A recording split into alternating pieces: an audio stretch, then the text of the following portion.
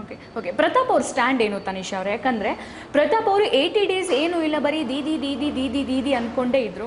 After 80 days ಆದಮೇಲೆ ನಾನು ಇದ್ದೀನಿ, ನಾನು ಆಟ ಆಡ್ತಾ ಇದ್ದೀನಿ, ನಾನು ಇದ್ದೀನಿ, ನನ್ನ ಕಡೆಯವ್ರು ಅಲ್ಲಿದ್ದಾರೆ ಇಲ್ಲಿದ್ದಾರೆ ಅಂತ ಸೆಂಟಿಮೆಂಟ್ನ ಎಲ್ಲೋ ಒಂದು ಕಡೆ ತಗೊಂಡು ಆಡ್ತಿದ್ದಾರೆ ಅಂತ ಸುಮಾರು ಜನರು ಹೇಳ್ತಾ ಇದ್ದಾರೆ. ಆ್ಯಂಡ್ ಇದು ವಿನಯ್ ಕಾರ್ತಿಕ್ ಅವರು ಕೂಡ ರೀಸೆಂಟಾಗಿ ಹೇಳಿದ ಮಾತು. ಇದಕ್ಕೆ ನೀವೇನು ಹೇಳ್ತೀರಿ? ಅವರು ತುಂಬ ಕ್ಯಾಲ್ಕುಲೇಟಿವ್. ಯಾವ ಜಾಗದಲ್ಲಿ ಎಷ್ಟು ಮಾತಾಡಿದ್ರೆ ಜನ ನಮ್ಮನ್ನು ನೋಡ್ತಾರೆ ಅಥವಾ ಕ್ಯಾಮ್ರಾ ನಮ್ಮನ್ನು ಕಾನ್ಸಂಟ್ರೇಟ್ ಮಾಡುತ್ತೆ. ಕೆಲವೊಂದು ಜಾಗದಲ್ಲಿ ವೇದಿಕೆಯಲ್ಲಿ ಮಾತ್ರನೇ ಮಾತಾಡಿರೋದು ಅವರು, ಬೇರೆ ಉಳಿದಿದ್ದ 5 ದಿನ ಏನಿರುತ್ತೆ ಅದರಲ್ಲಿ ಮಾತಾಡಿರಲ್ಲ, ವೀಕೆಂಡಲ್ಲಿ ಮಾತ್ರ ಮಾತಾಡಿರ್ತಾರೆ. ಈ ರೀತಿಯಾದ ಒಂದು ವಿಚಾರಗಳಲ್ಲಿ ಬಹಳಷ್ಟು ವಾದ ನನಗೂ ಅವ್ರಿಗೂ ಕೂಡ ಈ ಮುಂಚೆ ಆಗಿದೆ ಮನೆಯಲ್ಲಿದ್ದಾಗ. ಅವರು ಇನ್ನೋಸೆಂಟ್ ಅಲ್ಲ, ಬಟ್ ಇನ್ನೋಸೆಂಟ್ ರೀತಿ ಇರ್ತಾರೆ. ನಟಿಸ್ತಾರೆ ಅಂತ ನಾವು ಹೇಳಿದ್ರೂ ಅದು ಅವ್ರು ಅದನ್ನ ಒಪ್ಕೊಳ್ಳಲ್ಲ ಅಥವಾ ತಪ್ಪಾಗುತ್ತೆ ಅನ್ನೋ ರೀತಿಯಲ್ಲಿದೆ. ಬಟ್ ಅವ್ರು ಆ ರೀತಿ ಮಾಡೋದು ನಮಗೆ ನಟನೆ ಹಾಗೇ ಕಾಣುತ್ತೆ. ಅದು ನಮ್ಮ ಒಪಿನಿಯನ್, ಅದನ್ನೇನೂ ಮಾಡೋಕ್ಕಾಗಲ್ಲ, ಅದನ್ನು ನೀನು ಬದಲಾಯಿಸೋಕ್ಕಾಗಲ್ಲ. ಯಾಕಂದರೆ ನಾವು 80 ದಿನ ನೋಡಿರೋಂಥ ಪ್ರತಾಪ್ ಅದು.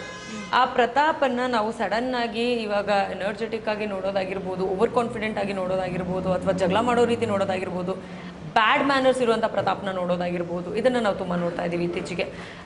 ಯಾವುದೋ ಒಂದು ಆರ್ಗ್ಯುಮೆಂಟ್ ನಡೀತಾ, ಆರ್ಗ್ಯುಮೆಂಟ್ ಮಧ್ಯದಲ್ಲಿ ಎದ್ದು ಹೋಗ್ಬಿಟ್ಟು ಹುಚ್ಚರ ಥರ ಡಾನ್ಸ್ ಮಾಡ್ತಾರೆ. ಅದು ನೋಡೋರಿಗೆ ಫನ್ ಅಂತ ಇರ್ಬೋದು, but you are hurting one's opinion. ಅವರ ಒಂದು ವ್ಯಕ್ತಿತ್ವಕ್ಕೆ ನೀವು ಹರ್ಟ್ ಮಾಡ್ತಿದ್ದೀರಾ. ಅವರು ಒಬ್ಬರು ನಿಂತ್ಕೊಂಡಲ್ಲಿ ಏನೋ ಒಂದು ಹೇಳ್ತಿದ್ದಾರೆ. ಇದು ನನಗೆ ಆಗಿರೋಂಥ ಎಕ್ಸ್ಪೀರಿಯನ್ಸ್. ನಾನು ಬೇರೆಯವ್ರ ಬಗ್ಗೆ ಮಾತಾಡೋ ಅವಶ್ಯಕತೆನೇ ಇಲ್ಲ. ನಾನು ಮಾತಾಡ್ತಿದ್ದೀನಿ, ನಾನು ಮಾತಾಡ್ತಿರ್ಬೇಕಾದ್ರೆ ಆ ವಾದನ ಕಟ್ ಆಫ್ ಮಾಡೋದಕ್ಕೆ, and it's none of your business. ನೀವು ಆ ವಾದದಲ್ಲಿ ಇಲ್ಲವೇ ಇಲ್ಲ.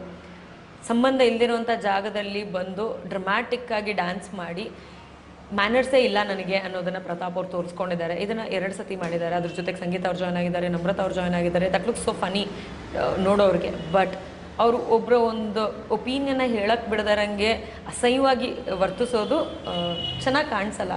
And that's a bad manners according to me. So ಆ ಒಂದು ಬಿಹೇವಿಯರ್ನ ಇತ್ತೀಚೆಗೆ ಎಲ್ಲರ ಹತ್ರನೂ ತೋರಿಸ್ತಾ ಬರ್ತಾ ಇದ್ದಾರೆ. ಅಂದರೆ ಅವ್ರಿಗೇನು ಈಗ ಮುಗಿದೋಗ್ತಾ ಇದೆ, ಮುಗಿದೋದ್ಮೇಲೆ ಎಲ್ಲಿ ಹುಡ್ಕೊಂಬರ್ತಾರೆ ನನ್ನನ್ನು, ಏನು ಮಾಡೋಕ್ಕಾಗತ್ತೆ? ಆ ಒಂದು ಆ್ಯಟಿಟ್ಯೂಡ್ ಕಾಣಿಸ್ತಾ ಇದೆ. So I feel him very calculative. At the same time ಇಂಥ ವಿಚಾರನ ಇಲ್ಲಿ ಫೇಕ್ ಮಾಡಿದ್ರೆ ಜನ ನನ್ನನ್ನು ಮೆಚ್ಕೋತಾರೆ. ಅದು ನಾನಲ್ಲ, ಬಟ್ ಸ್ಟಿಲ್ ನಾನು ಫೇಕ್ ಮಾಡಿದ್ರೆ ಜನ ನನ್ನನ್ನು ಮೆಚ್ಕೋತಾರೆ ಅನ್ನೋದು ಇದೆ. ಅದು ಮಾಡ್ತಾ ಬಂದಿದ್ದಾರೆ, ಅದನ್ನು ಜನ ಮೆಚ್ಕೊತಾನೂ ಬಂದಿದ್ದಾರೆ. ಸೊ ಐ ಥಿಂಕ್ ಅವರು ಕೂಡ ಆ ಒಂದು ವಿಚಾರದಲ್ಲಿ ಸಕ್ಸಸ್ಫುಲ್ ಆಗಿದ್ದಾರೆ.